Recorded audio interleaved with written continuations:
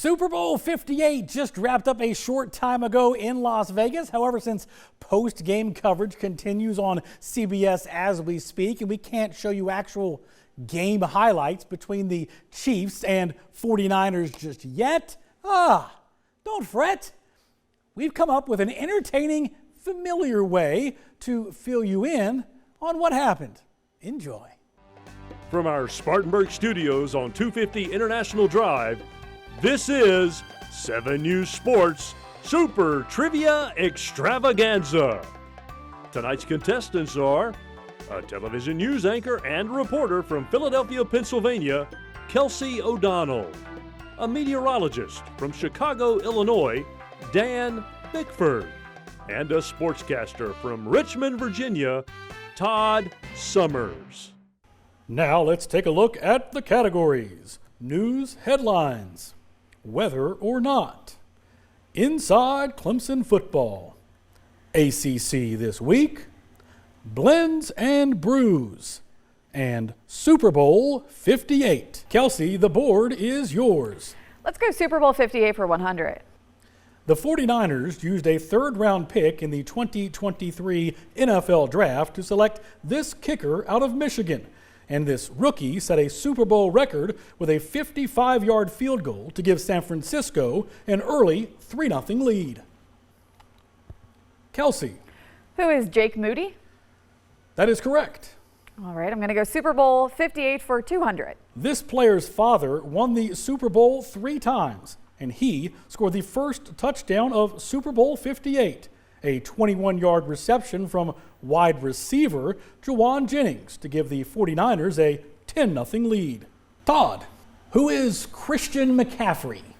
Correct. Super Bowl 58 for 300, please. Just over a quarter after Jake Moody set the Super Bowl record with a 55-yard field goal, this Chiefs player kicked his way into the record books with a 57-yard field goal to pull Kansas City within 4 points of the 49ers. Kelsey. Who is Harrison Butker?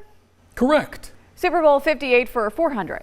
This player's father pitched in the major leagues for 11 seasons, and he threw a third-quarter touchdown to Marquez Valdez-Scantling to give the Chiefs their first lead of the game, 13-10. Dan? Who is Patrick Mahomes? Correct. All right, Super Bowl 58 for 500. With just 3 seconds to play in overtime, Patrick Mahomes tossed a 3-yard Super Bowl winning touchdown to this Chiefs wide receiver that actually started the season with the Jets. Todd. Who is Mecole Hardman? Time flies when you're having fun. That's all the time we have in regulation. Let's get ready for the final question of 7 News Sports Super Trivia Extravaganza. The category is Super Bowl champions. The clue? With the Chiefs' victory, they won their 3rd Super Bowl in 5 years, joining these 3 franchises to also accomplish the feat. Let's start with Kelsey, who wagered all $400, and she got it correct. Who are the Steelers, Cowboys, and Patriots? Kelsey now has the lead with $800. Dan, did you get the franchises correct? Yes, you did. Who are the Patriots, Cowboys, and Steelers? He also wagered it all and has $800. If Todd gets this correct and wagered at least $101, he will be the champion. Who are the Cowboys, Patriots, and Steelers? How much did you wager? $101. In addition to the $801, just like the 49ers, you also get to bring home this awesome Lombardi trophy. Well, thank you very much. It all seems so fresh in my mind, almost like I just watched the game. Very fortunate because the competition certainly was pretty tough.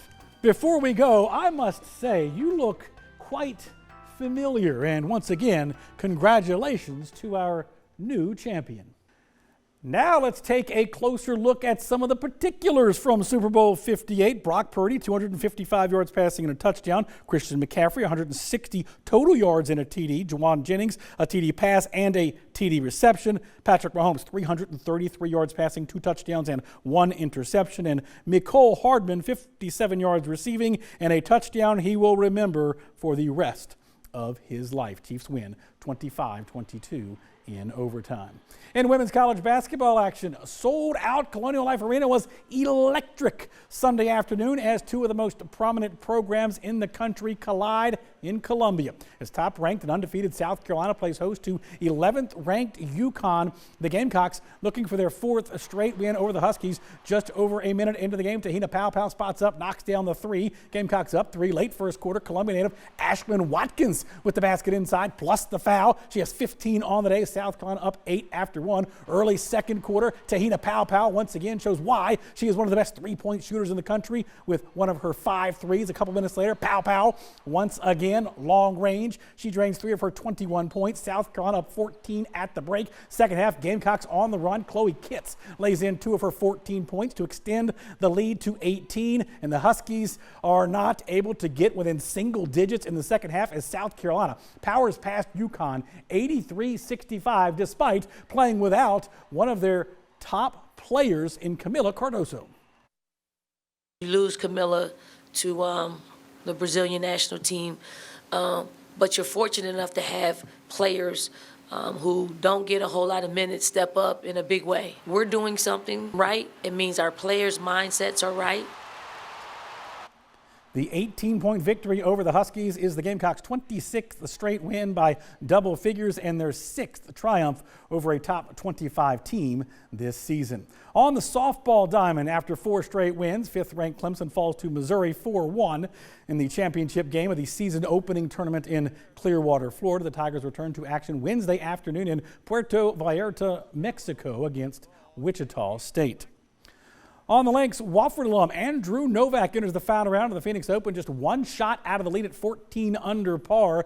10th hole from 39 feet away. Novak drains his first of 2 birdies on the round, and he finishes tied for 8th at 13 under par atop the leaderboard. Nick Taylor makes an 11-foot birdie putt to defeat Charlie Hoffman on the 2nd hole of a playoff for his 5th career win on the PGA Tour. Back to basketball in men's action. For the first time in league play, Clemson has won back-to-back games after winning at Syracuse 77-68 Saturday afternoon. It was a happy homecoming for Syracuse alum Joe Girard, who led the Tigers with a game-high 18 points. Clemson improved to 16-7 overall, and the Tigers are now back to 500 in the ACC for the first time in more than a month. Brad Brownell and crew returned to action Wednesday night at home against a Miami squad they lost to by 13 in early January. In the SEC, look for 15th-ranked South Carolina to climb a few more spots in the newest AP poll that will be released on Monday. Saturday afternoon in Columbia, the Gamecocks used a dominant second-half effort spearheaded by